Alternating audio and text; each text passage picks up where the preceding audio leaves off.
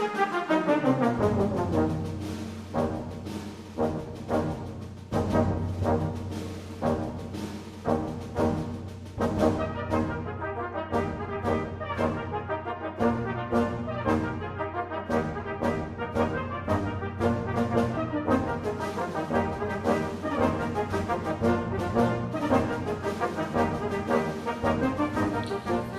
and welcome to the Past Times. Today, I want to share with you the story of Red Tomahawk. Hachanipi Luta, Red Tomahawk, warrior, police officer, and leader. Red Tomahawk is a name forever associated with the death of Sitting Bull on the Standing Rock Sioux Indian Reservation in 1890. But he was a man of great stature, determination, and leadership in his own right. Before and after Major McLaughlin ever ordered him to arrest the Lakota leader Sitting Bull.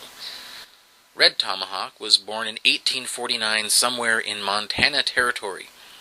His mother, Wambli Sapawi, was part Hunkpapa Lakota and Sihasapa Lakota, two tribes of the Teton Lakota Sioux. His father, Shinte Maja Irontail, was Ihanktawana Dakota.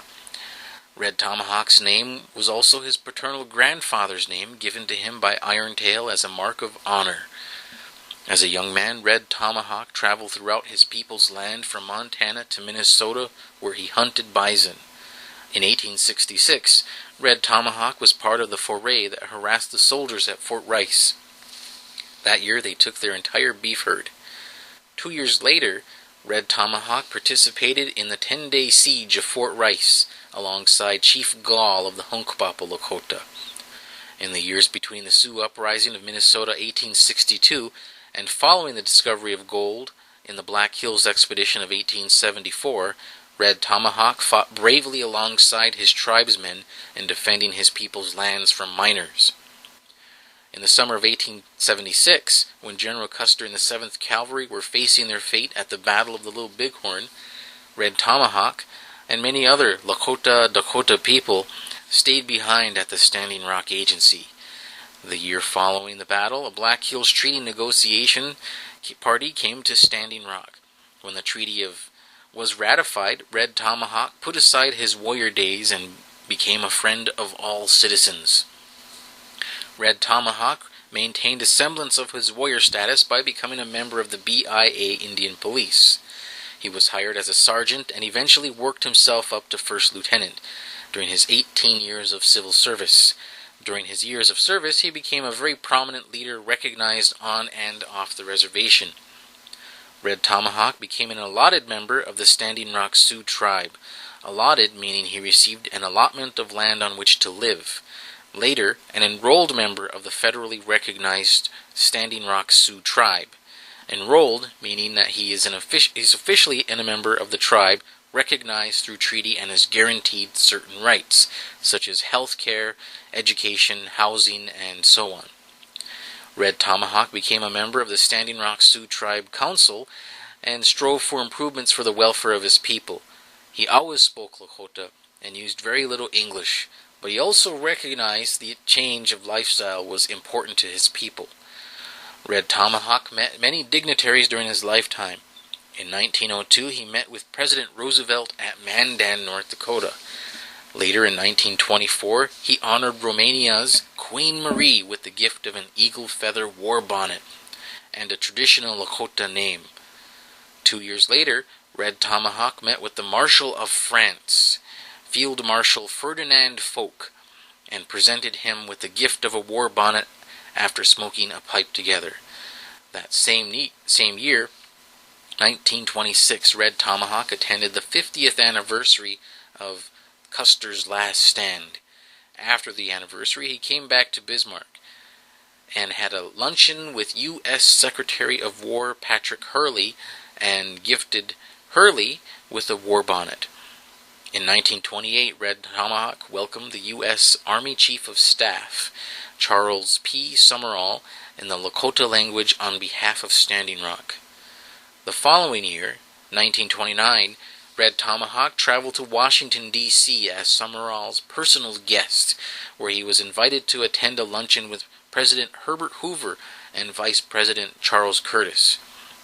Curtis, who was also an enrolled member of the Osage Nation in Kansas and part Potawatomi and Kaw, Red Tomahawk presented each a pipe and a beaded tobacco bag, both wrapped in a gray cloth, as a token of Standing Rock's friendship.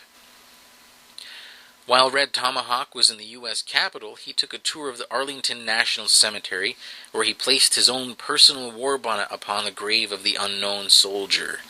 Upon returning from his state visit, he was welcomed back to North Dakota and given a general reception at the Bismarck Capitol. Red Tomahawk was the guest of honor. Red Tomahawk died as he lived among his people. He was married 4 times throughout his life and left 6 surviving children at the time of death, on August 7, 1931. Relatives and friends, native and non-native, gathered at his home to pay their final respects to their beloved deceased patriarch. Burial services were conducted in the English and Lakota languages. The State Board of Administration requested that he be interred on the state capitol grounds, but he was interred, on the reservation near Cannonball River at his family's wish. During his lifetime, Red Tomahawk diligently strove to create positive awareness of his Native American culture and help to educate the general public. In public ceremonies, he introduced his culture to everyone he met, from foreign countries to various parts of the United States. He adamantly displayed his warrior attire for all to see. He generously offered items of cultural significance as tokens of peaceful relations and a willingness to create harmony amongst all. He advocated for a better life for Standing Rock and strove for peaceful negotiations among all Americans, native and non-native alike. In 1923, Red Tomahawk's profile was chosen to mark all North Dakota state highways. It is displayed to show all travelers that a Sioux warrior, who is also recognized as a peace negotiator, is safely guiding them. In 1951, the North Dakota Highway Patrol also adopted his profile to be used as a department symbol and patrol vehicle emblem. The department's Colonel Award for Excellence bears his name to symbolize his contributions to the state of North Dakota as a Sioux warrior who will be long remembered for his contributions and accomplishments. Red Tomahawk took the Christian name Marcellus, meaning young fighter, to reflect his warrior days. Of Sitting Bull's death, Red Tomahawk offered this frank, brutal, and succinct account. At the time of the death of Sitting Bull, I was second lieutenant of the Indian Police at Fort Yates. Sitting Bull had become sullen because of some action of the government and had gone out onto the reservation with a band of Indians. The Indian Police were ordered to go out and bring him in dead or alive.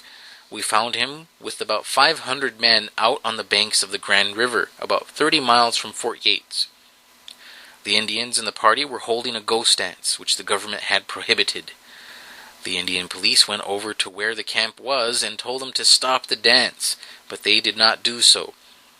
Captain Bullhead, Sergeant Shavehead, and myself went over and stood beside Sitting Bull, and I grabbed Sitting Bull's left arm and held him. One of Sitting Bull's men fired and shot Bullhead.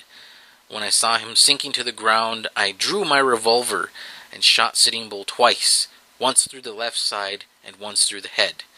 We broke up the dance and Sitting Bull was taken back to the agency dead. Thanks for watching. For the Past Times media series, I'm Dakota.